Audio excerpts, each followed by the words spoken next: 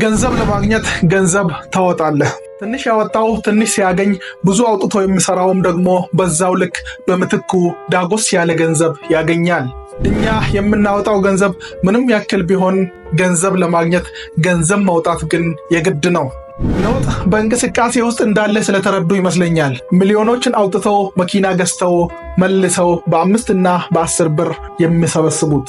ብዙ ማውጣት ብቻውን ግን በቂ አይደለም። አሁን የበለጠ ጠንክሮ ለመነሳት ደጋግሞ መውደቅ ይኖራል። የበለጠ እንዲሳካልህ ከፈለክ ግን በመሃል ሊያጋጥሙ የሚችሉ ውድቀቶችን ሳትፈራ በሙሉ ልብ ያሰብከውን በተግባር ስራ ላይ ማዋል ይኖርብሃል። ብዙውን ጊዜ ትላልቅ ስኬቶች ከትላልቅ ውድቀቶች በኋላ ስለሚነሱ ውድቀትን ሳንፈራ በቁርጠኝነት ህልማችንን ለማሳካት ጠንክረን ከሰራን ከውድቀቶቻችን እየተማርን የበለጠ ጠንክረን እንቆማለን። የስኬት ሰው ይበለን።